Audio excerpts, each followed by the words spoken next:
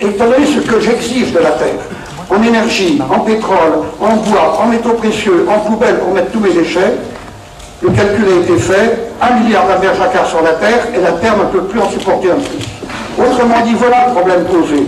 Nous sommes 6 milliards, nous allons être 10 milliards, et des gens comme moi, il n'en faudra plus d'1 milliard. Deux solutions, tout pour moi, tout pour mes petits-enfants, ou alors le partage. Mais déjà de dire ça, ça montre à quel point le changement est terrifiant sur cette terre. Terrifiant mais en même temps exaltant.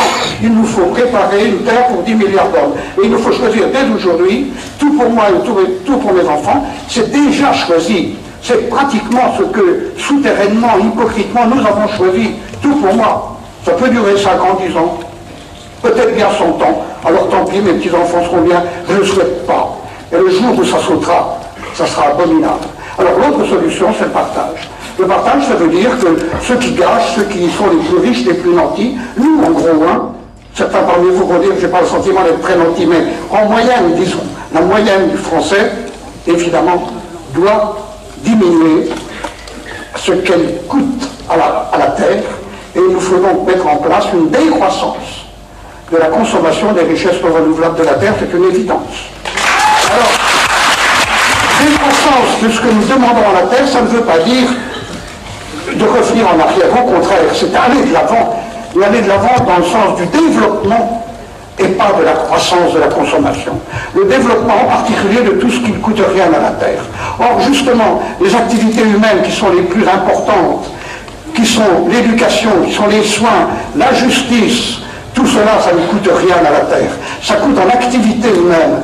Qu'est-ce que je suis, moi un homme? Je suis un animal parmi d'autres, je suis le produit d'une évolution. Oui, d'accord. Qu'est-ce que j'ai de particulier?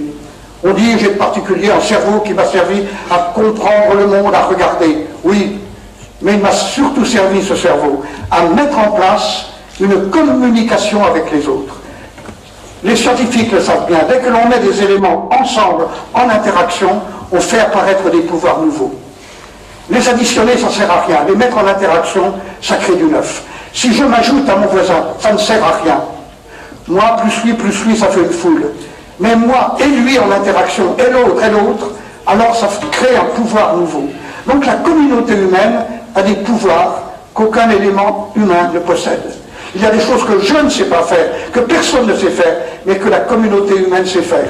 Et en particulier, faire émerger la conscience, faire que chacun puisse dire je. Je dis, moi, Albert Jacquard, je. D'où ça me vient? Ça ne me vient pas de mes gènes. Mes gènes ne m'ont pas appris à dire je. Qui m'a appris à dire je? Les autres. Et je résume ça par une phrase clé. Si je dis je, c'est que l'on a dit tu. Et que par conséquent, le rôle de toute société, c'est de dire tu à tout le monde. Alors, à partir de ces évidences, est-ce qu'on ne pourrait pas repenser autrement cette société? C'est si simple, c'est si clair. Et je regarde ma société, je me dis, mais elle est folle, puisqu'elle me demande, à moi, d'être compétitif. C'est-à-dire de vous regarder, vous qui êtes un autre, non plus comme une source, une richesse, mais vous regarder comme quelqu'un devant qui je dois passer. Il faut que je passe devant vous. Et du coup, je ne peux plus vous dire tu. Je ne peux plus vous regarder dans les yeux. Il faut que je vous élimine. Alors je vais peut-être gagner une fois, deux fois, trois fois. Puis un jour, il y en a un qui va m'éliminer. La compétition, c'est une guerre que l'on perd toujours. On gagne des batailles, mais on perd la guerre. Dès que je suis ministre de l'Éducation nationale, je ne sais pas si c'est pour bientôt, mais je mets sur tous les papiers en tête, il est temps de mettre la société au service de l'école et pas l'école au service de la société. Voilà la vraie révolution. L'école au service des enfants, pas au service de la société.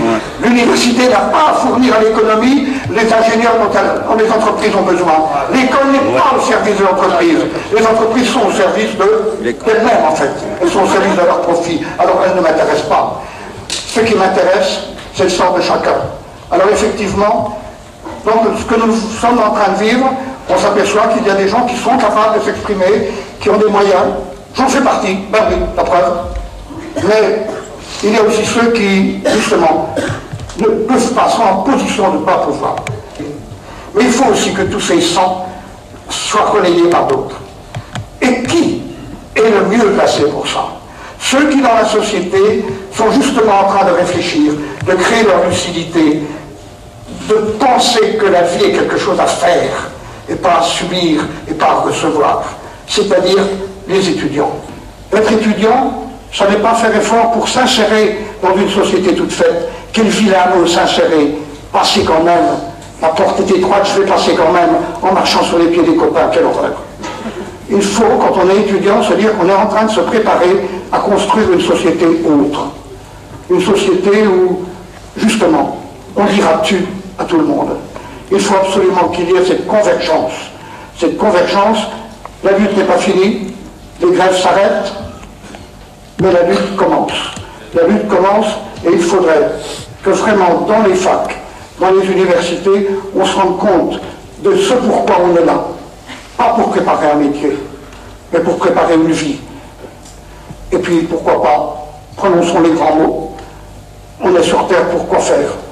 Pour qu'il y ait le maximum de bonheur. C'est pas facile le bonheur. C'est pas facile, mais on peut au moins éviter des malheurs parfaitement évitables. Il faut, quand c'est inacceptable, ne pas l'accepter. La légitimité, c'est que chacun ait sa place sur cette terre. Et c'est possible, puisque la richesse y en a. Alors, prononçons le grand mot de bonheur, et je termine par cette définition du bonheur. Être heureux, c'est se savoir beau dans le regard de tous les autres. Pourquoi pas? C'est pas possible. Merci.